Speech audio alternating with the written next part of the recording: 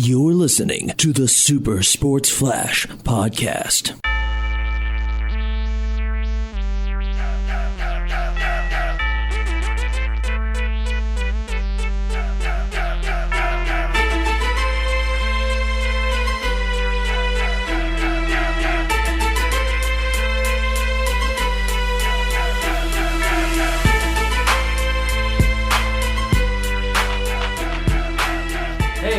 Welcome into episode 17 of the Super Sports Flash podcast. I'm Matt Nash. I'm one of your three hosts. With me are Joe Will and Tyler Shibish. Are you sure this is 17? I thought this was 18. Whatever. I do this every time. I edited 16 last week, so I figured that this was 17. All right, this is 17. We do this every time. It's fine. Yep. So, NFL news, lots of people getting released. The first kind of like quarterback trade, second, I guess, Matt Stafford and Jared Goff. But yes. The first domino started to fall. Carson Wentz got traded to the Colts. Mm-hmm. I think it was a third round pick this year and a conditional second that could become a first. Yes, absolutely correct. And I love this look for the Colts because the one thing that the Colts were missing last year was verticality in their offense. They had good running backs. They have a great O-line. They've got pretty good receivers. But the one thing that they didn't have is a guy with an arm. That's true. Phillip Rivers does not have an arm, and they refuse to use Jacoby Brissett for anything other than 2-point conversions and 4th and 1 plays. So I think this is a great look for the Colts, and honestly, I think that you can now put the Colts into the Super Bowl contender conversation now, officially. My stamp of approval, knee-jerk reaction, boom, stamped. I am not high on Carson Wentz after the last 2 years or so. Oh, come on. He had one good year. Come on. Okay, here's the thing. I give you that. His one good year was pretty good. It's better than most. His one good year was an MVP year. He didn't win the MVP because he got injured in week 11 when he had already secured home field advantage for the playoffs.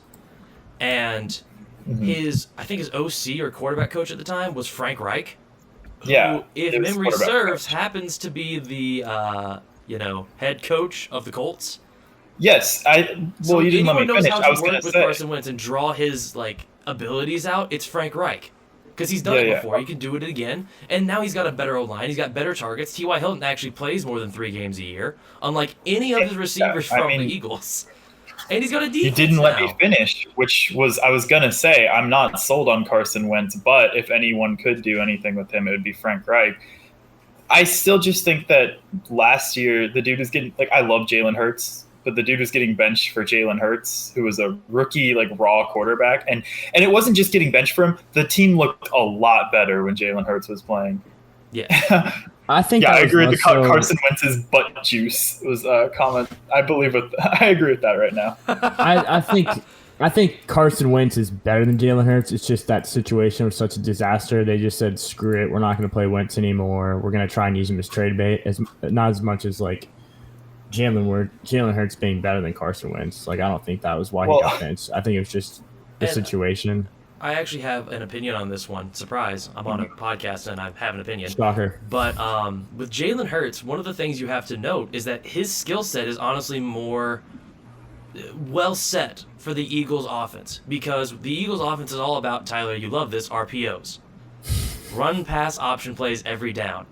And if you have Carson Wentz back there, an RPO isn't going to work as well as when you have Jalen Hurts back there. And also, by your own argument, they ran the RPO system when Carson Wentz's MVP season. That was when they made it popular. So why would Wentz not be a good fit for that? Because it's not that he's not a good look. It's that Hurts is a better look. And when you've got no O-line like the Eagles have this year, that extra bit of uncertainty that Jalen Hurts adds with his running ability and his just his overall mobility creates that separation that Carson Wentz wasn't able to get in terms of big braining the defense, outthinking them, outplaying them, things like that. With Jalen Hurts, it allows you to do that because he can run, he can scamper around people, whereas Carson Wentz is more of a stand in the pocket, then scramble kind of guy. In my personal opinion. I think that Carson Wentz will have more success on the Colts for sure than he had on the Eagles this last year. Mm-hmm. But I feel like most quarterbacks would, just the way their team is set up. They have a great offensive line, and they Good basically have all the defense, time in the world. Yeah, and a good defense so they don't have to. The Eagles were kind of a dumpster fire, and I mean you can see that after the end of the year they released Deshaun Jackson. They're set to release Alshon Jeffrey, so they're just kind of clearing house on the offensive end. I feel bad for Jalen because I mean, I guess he's going to have one of Devontae Smith or, what's his name at LSU? I'm completely blank. Jamar Chase. I mean, that's assuming they draft correctly. Yeah, I was just going to say, are they going to take a receiver, Rager. or are they just going to turn around and draft another quarterback? Yeah. I mean, like, will they give Jalen a chance? And like, if we look, let's like to examine a little bit of why the Eagles were so bad last year. Yes, when Jalen Hurts came in, they looked so much better. However, he still didn't really have many targets to throw to. It just happened to be that for some reason he could connect with those guys because he was throwing. What was the name of that one receiver that randomly showed up halfway through the year for the Eagles, and everyone was like, "Oh, he's so good," and everyone in fantasy picked him up. I can't remember the guy's name. It wasn't Hollins. It was something like that. But that guy was the best, most consistent receiver that the Eagles had all year. Even what is his name? Zach Ertz was bad. Zach Ertz was bad, and Dallas Goedert got injured. It was out for like 10 games or something. Oh, Travis Fulgham. Yeah, Travis Fulgham. Travis Fulgham out of nowhere shows up and says, "I'm the most consistent receiver you have." And what are you supposed to do with that? Carson Wentz was targeting him like 18 times a game because no one else could catch a football. Because Rager, whichever one it is, was down. Rager. Alshon Jeffrey never plays more than 3 games a season. Deshaun Jackson never plays more than 3 games a season. Ertz was bad and then got injured. Goddard was good, then got injured. And then you got, And their O-line was in shambles the whole year. Arcega-Whiteside. Yeah, Arcega-Whiteside. I forgot about him. But if you look at the team, I had to throw him in here. The offense was a complete mishap. The only positive side was that Miles Sanders said, "I have arrived." Miles Sanders looks like a good running back going forward, and that's the only positive for this. He was like number 4 in fantasy rating before the season, like in the recommended pick, and I didn't understand why, but like I kind of see it after the season because he's good, and also they have no one else. They have literally no one else. So, someone in the comments said, "What are our opinions on Tua and the Dolphins?" All right, now to preface, as you can see, we're from Tuscaloosa, Alabama, so we are partial to Tua in this situation for the most part. I personally think that people are way too quick to give up on him. I mean, he was a rookie quarterback, and if literally like Justin Herbert didn't have such a great year, people would have a completely different opinion of Tua in my mind. Because he wasn't Justin Herbert. If Justin Herbert didn't have Keenan Allen and Mike Williams, people would think more of Tua. I'm gonna say you give Tua weapons. Yeah, exactly. And obviously Devontae Parker's a good weapon, and I like Mike Gesicki a lot, and I'm a big fan of what the Dolphins are doing, and I think the Dolphins in 2 or 3 years could end up being, honestly in a Super Bowl conversation if they play their cards right. But with Tua, it was his first year, and he still seemed to have a little bit of the mindset of, if I just don't throw a pick, I'll be fine. So he played super conservative and was taking his checkdowns every time. And the thing with him was that you can't really do that in the NFL. And it's a learning curve. He's going to have to learn to do that. Obviously he didn't play as well as he could have, as well as I thought he was going to come out playing. But I don't think I don't think we've seen enough of Tua to give up on him yet. And I literally saw something that was like, if you averaged his stats out over 16 games, he had like an average rookie season.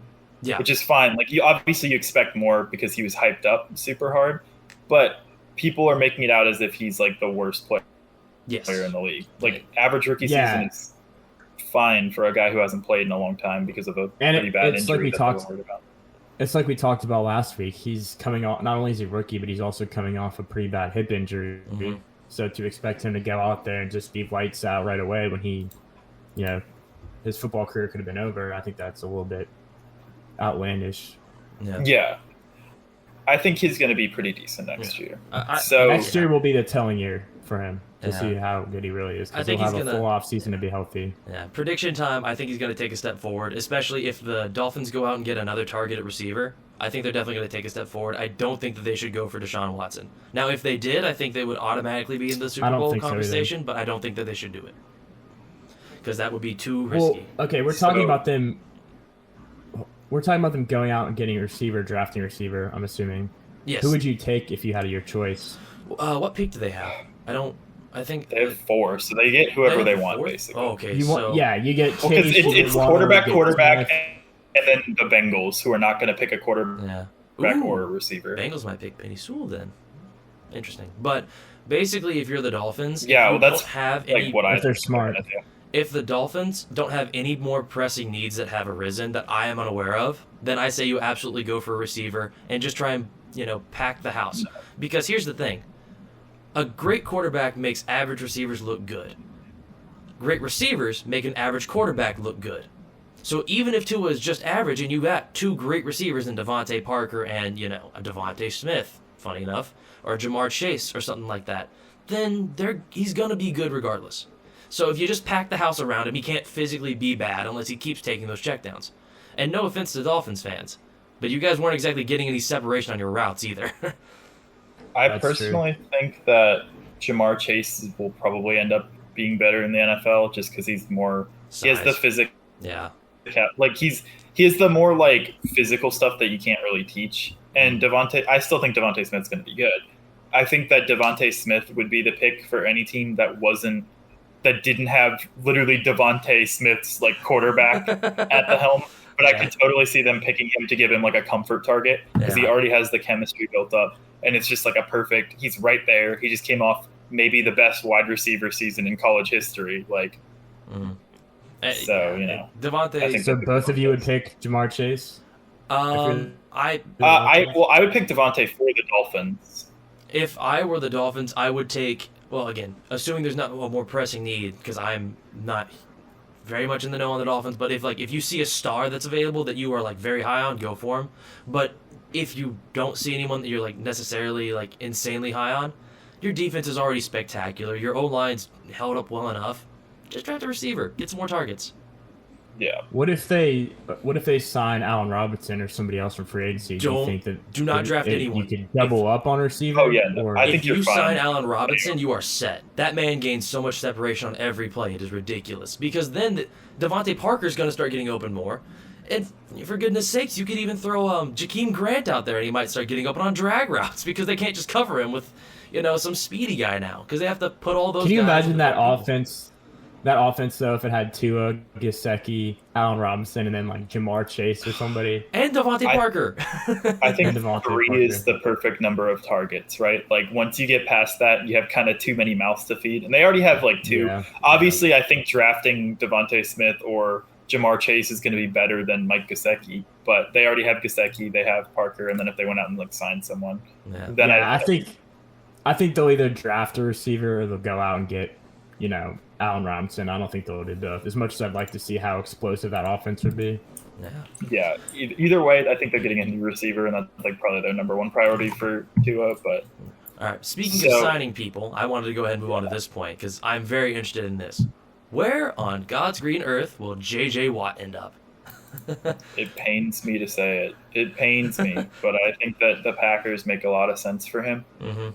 Or the Steelers. I would love to see that because of the family reunion. Those are my top 2, but apparently there's been some interest from the Browns, and it's like mutual from what I saw. That would be. So here's for reference, those of you who don't know, Tyler is a Vikings fan, and he would just absolutely hate Vikings to see blanket behind him. Yeah, he would absolutely hate to see J.J. Watt chasing Kirk Cousins around some more.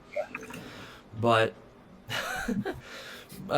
with this look, as much as I want the family reunion in Pittsburgh, I don't like Pittsburgh right now. I just detest Pittsburgh and everything that it stands for in terms of their football team. Wow. In terms of America's spirit, good for them. You've got it. Like, you are great. You're America's spirit or whatever. But man, your football team is really not my favorite. So I would honestly rather him go to the Browns or the Packers. And for that one, I'm kind of split because the Packers, like you said, Tyler, makes a lot of sense for him.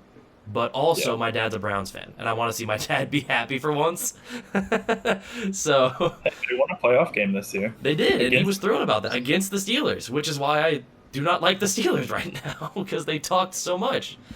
Regardless, J.J. Watt, I want him to go where he will win football games, because that is something he has been devoid of most of his career to this point, because the Texans are a dumpster fire. Yeah. It's official. You guys touched on it. Obviously, it makes sense for him to go to Green Bay, being from Wisconsin, going to college at Wisconsin. Mm-hmm. pretty easy connection there. And then with Pittsburgh, his brother, I don't know which one I'd rather see him go. I think for the Steelers, they already have a pretty good defense. They wouldn't necessarily need him, whereas the Packers could really use somebody along the defensive line to bring pressure off the edge. So I think the Packers would probably be a better fit, but also it would be cool to see him play with his brother. Yeah. Yeah, I mean, I don't know. The Packers have both Smiths and Kenny Clark, so it's not like they're lacking in D-line talent. Yeah, but one of the Smiths was terrible this year, so... Yeah, Preston was not good. Former Washington football team. Ooh. Yeah. So, actually, speaking of the Packers, they released Christian Kirksey today, which I thought was pretty interesting because they signed him last year, and he was like expected to be their new like captain of the defense or whatever, and then he was just hurt all year, and then they cut him because they had, I think, a rookie or like a second-year player step up, and so I think that's really interesting because I think Christian Kirksey is a really good player when he's healthy. And so I was kind of surprised to see someone. I guess it was just they paid too much money for him to keep him if he was not going to play. Yeah, I guess. But, I mean, the caveat of if he's healthy is a large ask for some people. Because there's some guys that just get injured every year. And like, J.J. Watt, honestly, he's always down.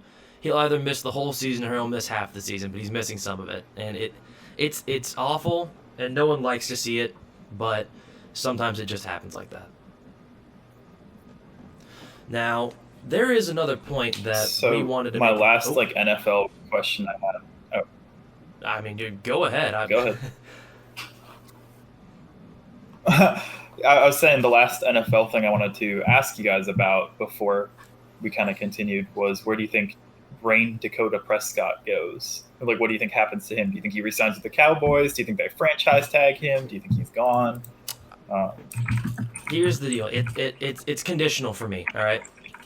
The condition is thus. If Jerry Jones is willing to fork out that cash, Dak will stay. If he's not willing to fork out that cash, Dak will go. And that's just how I see it. That's just literally how free agency works, though. I mean, but that's the thing. Dak's asking for $40 million. But Jerry Jones specifically, I feel like is less likely to pay that. If Jerry Jones pays $40 million, Dak will stay. If Jerry Jones doesn't pay $40 million, Dak will go and sign a lesser deal somewhere else. That's what I think will happen. If anybody's going to overthink this and let Dak walk just because money, it would be the Cowboys and Jerry Jones. I would not be surprised. Even though it'd be idiotic for them to do that. Even though they've been big brain in the past with, the Deion Sanders deals and whatnot, but, things like that, I don't think that they're going to try and big brain this one. I think they might try and over big brain this one. And I think they're going to let Dak go, and I think Dak's going to go somewhere else. I would love to see him on the Broncos. You think they're going to let Dak go? I genuinely think that if he asks for $40 million and is not willing to budge, they're going to let him walk. Because Jerry Jones is of the stance of, I run this company and I decide how it goes. I think the fact that they haven't heard. I think the fact that they haven't already signed him is pretty telling in my mind. Because I think that if they were going to pay him that crazy salary, they would have already, instead of letting him sit. And then now, he has a grudge against the organization. I mean, on the surface, he doesn't have a grudge, but I'm sure he's kind of not happy that they haven't given him the money. Yeah, it's like, he feels slighted by him, honestly. That has to be how he feels, because they're not showing him, the respect that he could have been due. And, they can just use the excuse now. They got really lucky this season because Dak was having an MVP caliber season and then went down with a gruesome injury. And now they're just going to say, well, he's injured, so we don't know if he's going to be the same. And they're just not going to sign him. They're going to try and sign him for, I honestly think they might try and sign him for $25 million or less. If they get real scummy with it. That would be absolutely ridiculous. It would be ridiculous, but they would use the argument of he went down with an injury that will affect his ability to play. If they lose him, they're just going to draft a quarterback. What are they, 4? They pick at 4? Or the Dolphins pick at 4. Yeah. The Cowboys pick at 12 or something. So they could possibly trade forward here because they have, some good Mac talent. Jones to the Cowboys. I mean, that would be interesting. Jerry Jones would like that. I bet he would. Yeah, but I don't know. Because honestly, the Cowboys have a lot of other issues they need to address. Yeah, their O-line's getting old and getting, injured and crusty. Their wide receivers are spectacular, but their defense is not good. their head coach is iffy, honestly. Like I'm not a huge fan of him anymore, but Not a big Mike McCarthy 10 guy. by the way. no, Mike McCarthy is trying to do too much. What'd you say, Tyler? Sorry, they pick at 10. They pick at 10. Okay, so that's still, possibly Penny Sewell range. But if they get tipped off that someone's going to go for Penny Sewell, Absolutely not Penny Sewell range. He is top 5 no matter what. No, Really? he'll be gone by then. no. In that case, Yeah. Like, there's if a you're getting couple rid other of Dak, you're gonna get a quarterback. there's a couple other O linemen that might slip down to that point that are Rashawn Slater. that are like that level of talent that could go there. But again, it comes down to if they decide not to re-sign Dak, the question becomes, you can't just have Andy Dalton be the quarterback of the Dallas Cowboys. You have a reputation to uphold, and having Andy Dalton running around out Yeah, there I mean, wearing the Lone Star is not going to work. I don't know. So I think we should take this time to transition to the National Basketball Association. They announced their starters for the East and West, which go as follows. For the NBA The All-Star East, game. Kyrie Irving, Bradley Beal, finally. He got snubbed last year. It is about time. I'm Went sick from of time. snub to making, from snub to starting. Mhm. Kevin Durant, Giannis Antetokounmpo, and Joel Embiid. And then the Western starters were Steph Curry, Luka Doncic, LeBron James, Kawhi Leonard, and Nikola Jokic. Makes Yep. sense for all of them. It makes sense. So for how do you all. guys feel about? Do you guys think those are good picks, or do you think anyone got snubbed, or? You could argue that Dame might have gotten snubbed, and apparently the internet's trying to circulate that one, but I'm not buying it. Yeah. And with there was one oh that's right. I feel like, and this is going to be a hot take, Harden should have made it over James Kyrie. Harden. Yep. I Harden should have gone over completely Kyrie. agree. Actually, Kyrie's not a point guard. Kyrie told Harden himself. He said, "You are the point guard. I'm the shooting guard." And that is Yeah. how the team has run. And Harden has put up career highs in almost every category, except for scoring and I think rebounding as well. But regardless, it's insane so far that Harden has just fully transitioned to point guard now. With the Rockets, you could always argue he was the shooting guard, sometimes playing point guard. No, he is the starting point guard of the Brooklyn Nets, and Kyrie Irving is the starting shooting guard. I think Harden should have made it over Kyrie. the only argument I could see for Kyrie, I think, is that James Harden wasn't in the East for half of the first half of the season, which I think is fair. I mean, he maybe you should, argue that his stats are better, but say LeBron James got traded to the East today. Obviously, he should be an All-Star, but it's kind of weird to me that he'd be an Eastern All-Star instead. So I mean, yeah, but at the same time, Harden couldn't be a Western All-Star though. yeah, It would be weird to say. It would be weird no matter how you split it. But regardless, Harden is absolutely making the East reserves. There's no way he doesn't. no chance. So wait, how many reserves are there on each team? I think there's 8 because I think it's 2 teams with 13. So who do you guys think are getting in? Give me some of your reserve players All right. in the East. For the East, I gotta say Harden. Obviously, I'm gonna go with Damas Sabonis because he's playing out of this world. Honestly, hot take right here. Miles Turner's also gonna make it. That's a big hot Ooh, take. I don't think the Pacers get 2. I mean, that's the thing. But Miles Turner's also averaging, 3.5 blocks a game right now? That would be the Yeah. only chance. Who else is there in the East? Ben Simmons is probably going to make it just on name alone. Yeah. He's not really impressed me much this year. I mean, he had that 42-point game, but it didn't matter. They're letting you take all the twos. Jimmy Butler's probably going to make it because he's Jimmy Buckets. Levine's going to make it.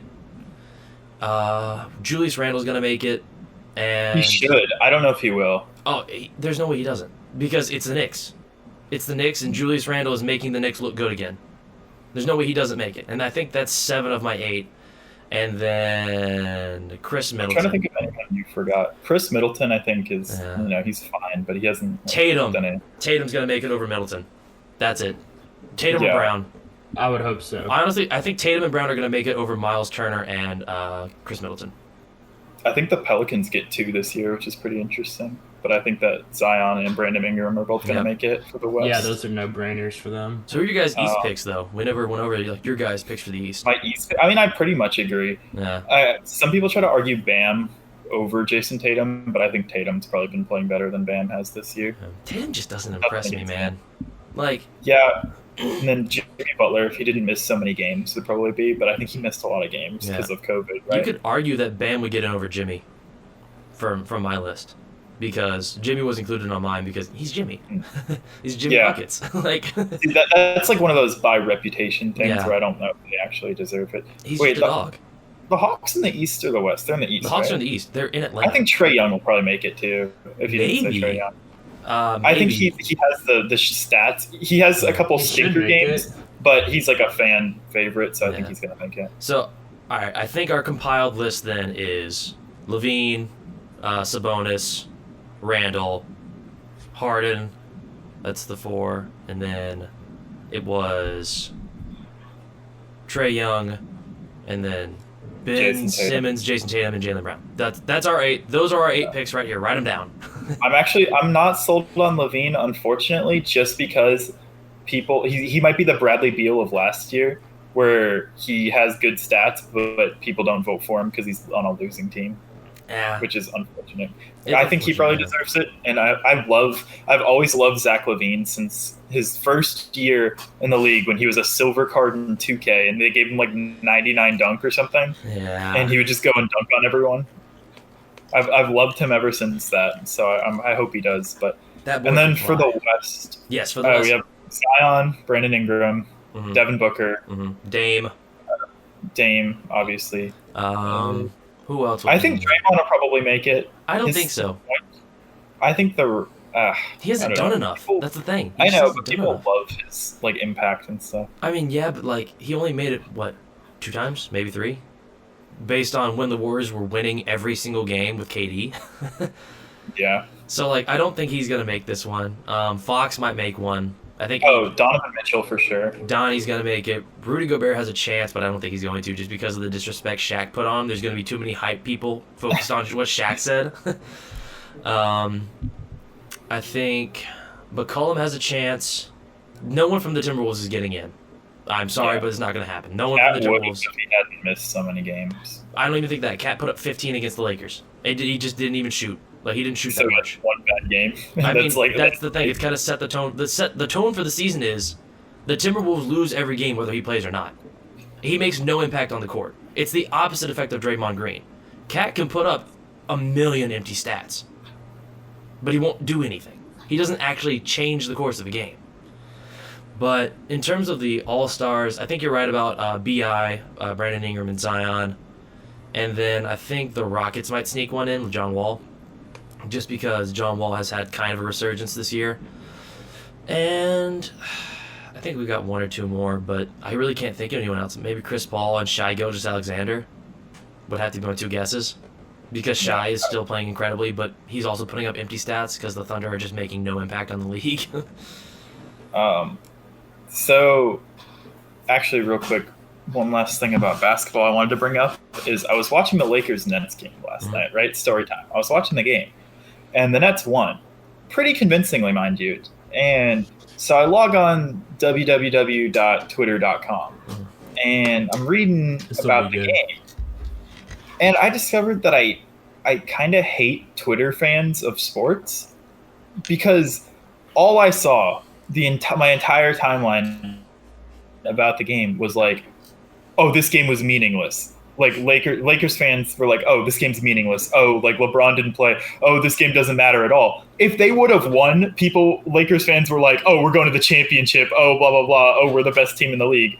And I just hate the narrative that when hype teams lose, the game is meaningless. But when they win, like, it's a thing to celebrate. I think that people have to pick a side. Here's the deal. No matter who won that game, I am a Lakers fan, and I will say that, full disclosure at the start of this. No matter who won that game, it was going to be meaningless. KD wasn't playing it, Kevin Durant wasn't playing, and Anthony Davis wasn't playing. KD and AD, neither of them played. Yep. Lakers were also missing, I think, Schroeder, who's our second leading scorer, or third. I don't remember if he's averaging more than AD right now, because AD had a rough start. But that game meant nothing to anyone. No matter who won, that game was just a pointless point on a schedule. Well, no, I agree that the game's meaningless, but I think it's dumb that if the Lakers would have won, I would have seen discourse about how, they beat the powerhouse Nets, and so then they're the best team in the league and stuff. But now because they lost, it was like, oh, whatever, who cares? I mean, that's the thing. Lakers fans are absolutely awful, and I will say that as a Lakers fan. We are the worst. We are the second worst fan base, third worst fan base in the NBA. Only the Celtics and Knicks are worse than us. Worse? Well, you could argue the Heat are also worse. Better than Philly. Oh, Philly, No, that's I was right. gonna say Philly sports fans in Philly, general. yeah. I'll take fifth then. I'll take fifth worst, honestly. I'll take That's fifth fair. worst. Not bad. Because, it's Philly's below us, the Knicks are below us, the Celtics are below us, and the Heat are below us because the Heat think they're going to get every single free agent. But they don't. You know how many Photoshops Yeah. I've seen of Giannis and Vic and LeBron in Heat Bradley uniforms? Beal. Yeah, Bradley Beal. They got everyone, apparently. Well, they did get LeBron. Yeah, but it's LeBron Yeah. post the fact. They think LeBron's going to come back And to Chris Miami. Bosh. Yeah, that's true. Yeah, and Jimmy Butler. Ooh. Okay, so I think we should transition to some college basketball, specifically Yes. Alabama basketball, because that's what we like to talk about here. Roll So Tide. tomorrow, our most recent game was supposed to be on Wednesday, but that was against Texas A&M at whatever Texas A&M's basketball stadium is. I was gonna say College Stadium or College Station, but that's their football. Might as stadium. well be. It's College Station, but for basketball. Except then a big blizzard hit Texas. The power went out all the time. Ted Cruz took a vacation to Cabo or whatever. Cancun Anyway. on three. 1, 2, 3. Cancun. Yeah, Cancun, that's what it was. But anyway, long story short, the game got postponed indefinitely. I also saw that the most recent report was they will decide later if the game even needs to be made up. Like if Alabama clinches the number 1 seed and Texas A&M can't move seeds, then the game I don't think will even be played. So that long-winded story was to get to the point that our next game is actually on Saturday, tomorrow, as of the time of speaking, against Vanderbilt, and we're hosting them. Yes. Right? It's a noon game, so Yeah, we're it's gonna be Saturday noon game. Woo! Yeah, hey, it's not an 11 o'clock game. 11 o'clock games are our daggers, all right? 11 o'clock Yeah. games are what kill us. We have lost every 11 o'clock game that we have played, but not 12, because we haven't played So one. Vanderbilt doesn't really scare me. They have one good player, Scottie Pippen they have Jr. two. I love that he's thriving. Yeah. Oh, who's the other one? It's their big man. Let me, what is his name? It's Dylan Dessou. Dylan Dessou is a okay. dominant big man who can shoot threes. So, Oh, that sounds like a great matchup against Alabama. I mean, here's the thing. I don't think he can run very well, Oh, and when God. Scottie Pippen Jr. is the only guy who can actually handle a basketball for Vandy, I'm not concerned. Do you guys think that the extra time off, obviously, from missing the A&M game will help us or hurt us? What do you think? Because how bad did we beat Georgia? Yeah, we won by 33. Yeah, we I smacked, mean, Apparently Herb Jones was was healthy. what do you say, 70 or 80% in that game? 80% is what Nate Oates said. Yeah, and he looked. Here's the thing. He looked spectacular at 80%. Yeah, and I'm sure you guys saw what I said. Oh, on yeah. Twitter. Got a lot of backlash. Yep. I'm called the interested to head hear coach a your fool. thoughts on that tweet. You called the head This coach a is fool. the Head thing, coach though. who just signed a 6-year The thing extension. the thing about that was that I wasn't. People thought that I was calling him a fool and saying I didn't believe in him. I just thought that specific decision was foolish. But like I Yeah. said, I mean, it's Twitter. I'm gonna say what I want. Here's It didn't go over very Yeah. well. And I that's think people fair. took it the wrong way. Twitter is where you can Yeah, say of what you course. want. But I think, Joe, that Cut it you were off. foolish to use the word fool. I think you could have just said No, something I along was the lines foolish of, for saying the worst thing I said. I said meaningless game, and obviously every game means a lot. It goes without being said, but against these bottom of the barrel teams, I don't know. barrel It didn't go scrapers. over well. Yeah, it didn't. I mean, I'll tell you Georgia's right not now. horrible. Georgia's not Vandy, but Georgia's not threatening you. I think Vandy has a comparable SEC record to Georgia, actually. Vandy is 6-11 overall. I don't know their SEC record, but Okay. I saw the fallout of the tweet, and it was quite hysterical from an outside view. I just. And I mean, It's hard for. it really didn't work. That the thing that really messed you up the most was that it ended up being that our concern, because we all shared the same concern. We all thought Herb Jones should have sat out, but our concern was founded on what we had seen, but it didn't need to be because he was fine for that game. We didn't know that going in, and there's no way Joe could have known that before he made the tweet. However, he Yeah, made the it's tweet. what is it? The strongman argument. It is. I think it is. Let's say Herb Jones. Like Herb Jones obviously had a great game, which made my tweet even worse. Let's say if Herb Jones went out there and injured himself or something and was out for a long period of time, then my point's proven. So it's Twitter and Alabama fans are they're a vicious bunch. They're a lot to handle. If you go against the grain, you're gonna get dragged on Twitter. Obviously, the same. Oh, go ahead. Sorry. I was just gonna say, obviously, I have a bad reputation with them because of the Ohio State stuff. But oh yeah, I don't know. I mean, it's Twitter. It's Twitter. You know, you gotta have fun on there, voice your opinion, and people aren't a fan of mine, but I'm not gonna change it or anything. Yeah, man, you gotta give them following. It's kind of the same as like the Nets and the Lakers, right? Like he went out there and played well, so you're crazy. Yeah, but if he went out there and got hurt, people have been like, oh, you couldn't. There's no way you could have known that was going to happen. Like, yeah, I mean, but it's unfortunate. But point. Go ahead. I was going to say, to answer your original point, Joe, I think that when the Texas A&M game was going to get rescheduled to like Thursday, it was hurting us because then we'd have like less time in between our games with Vanderbilt. But now that it's postponed indefinitely, I think it was really good for us because it does let everyone rest up for. Yes, and I wanted to go ahead and answer the question that we had posed earlier, but because we kind of left it. Georgia's SEC record is 6-8. Vanderbilt's is 2-9. Not comparable at all.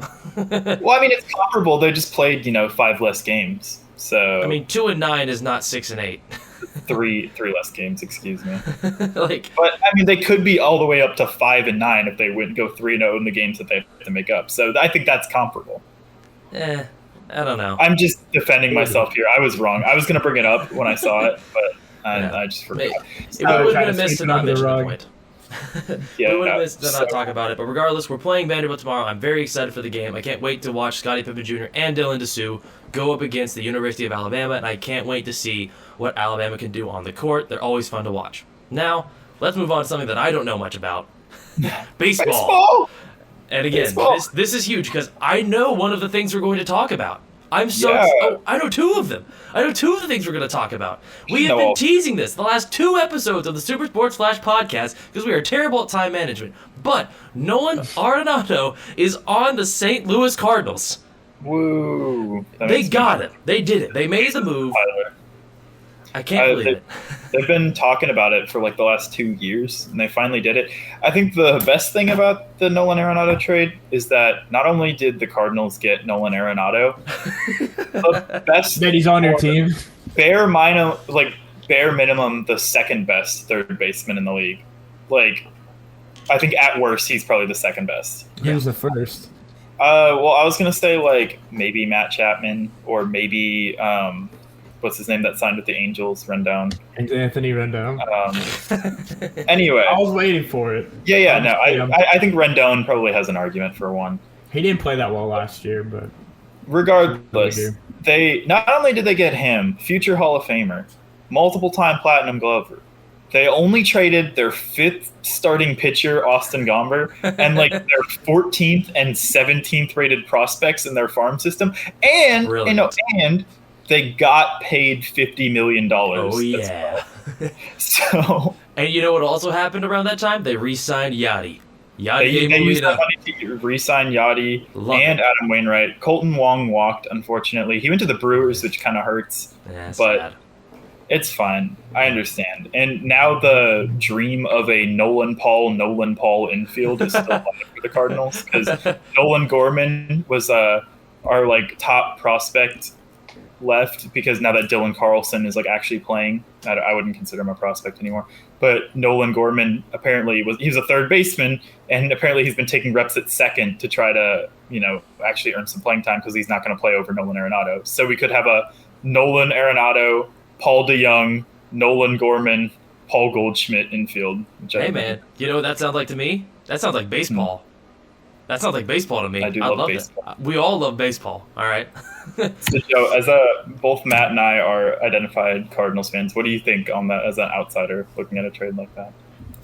I'm a big fan of Arenado. I was joking around with you earlier about Anthony Rendon, but I think I'd probably have to give him choice between the two, would give it to Nada or Ardo.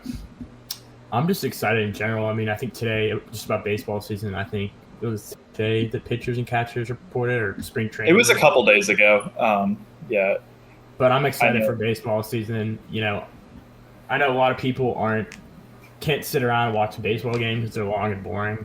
But I'm one of those people that just love sitting down and just relaxing and watching baseball. It's like golf to me. It's therapeutic. Yeah. You sit down on a Sunday, you know, you watch some baseball, you got some chips and salsa or whatever, and you just relaxing. No, I got that. Ballpark dogs. Oh, Some chili dogs, man. Yeah, that was that actually made me hungry. That was actually one thing I was going to bring up, is that I think it was 3 days ago now, players started reporting to training camps, and pitchers and catchers.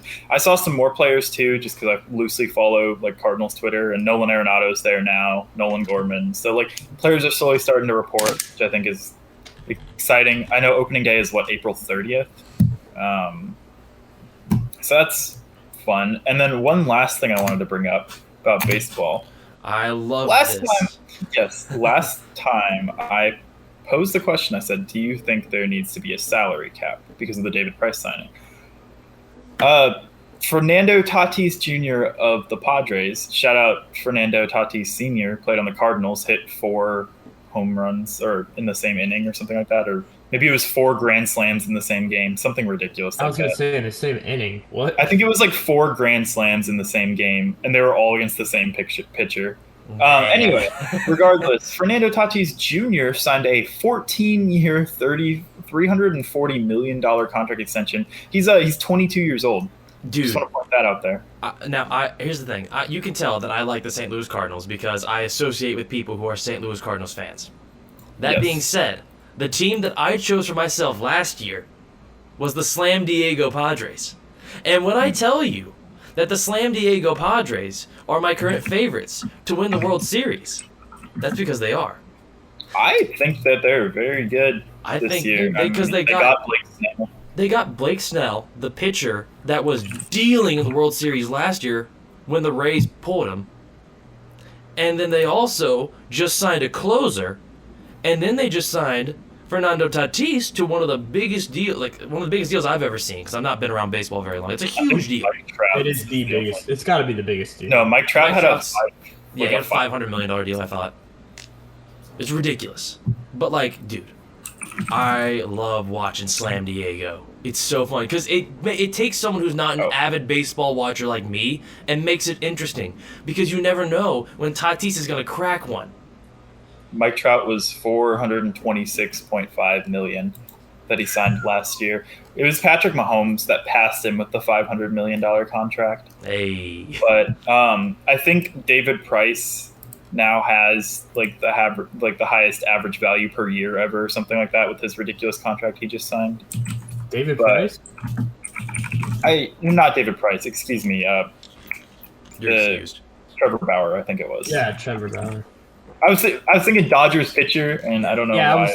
I was like, David Price is getting up there in age. I don't think it's him. But as much as I like the Padres and they're exciting, I don't know if I'd pick them to the World Series team.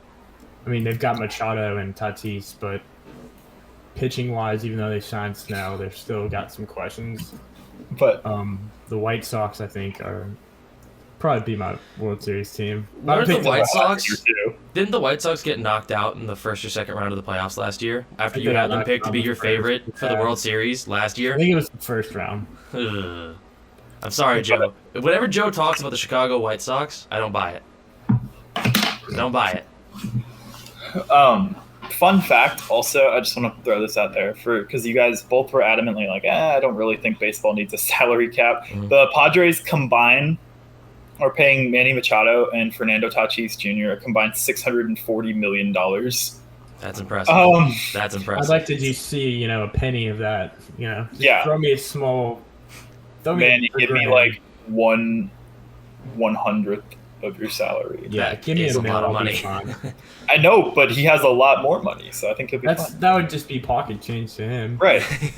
Yeah, he was about what's the old Bill Gates thing where it was like if he dropped a $100 bill, it would cost him more to stop and pick it up than it would be to just leave it on the ground. Even though assuming that him walking is him making money, when if he just bent down and picked it up, like his money's making money for itself at that point, so technically it's not correct. I don't know. But I don't know. Do you guys have anything else you want to talk about in baseball? Or... I mean, I only have one counterpoint I want to raise again to the whole does baseball need a salary cap and whatnot. You know, the big discussion is it was because the Dodgers went out and signed Trevor Bauer.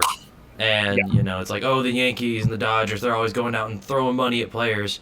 Prior to last year, when was the last time the Yankees and Dodgers won a World Series? I think the Yankees 2009 for the Yankees. Yeah. And then, like, there has been a significant gap between the time, like, the 2009 season, which was the last time they won one. Like, one of those The two Dodgers teams won last year. That's what I said, outside of last year. Yeah, the Dodgers were 88, but I think they made it to the World Series in 2018 and 2017. They lost both of them. Yeah. Yeah. One of them was to the cheating Astros, too. Ooh, the Astros deserve shame still. I love the guy.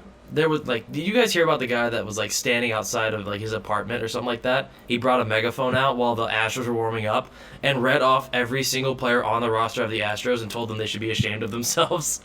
No. He did that while they were warming up just on his balcony. It's brilliant. But if we don't have anything else to talk about, I think we should go ahead and wrap up the 17th episode of the Super Sports Flash podcast. 17. 17. Who would have thought? We've been going for a while, but it has been fun. Thank you all for joining us here today. We love you all, and we hope to see you on the next episode of the Super Sports Flash podcast. Bye. Peace.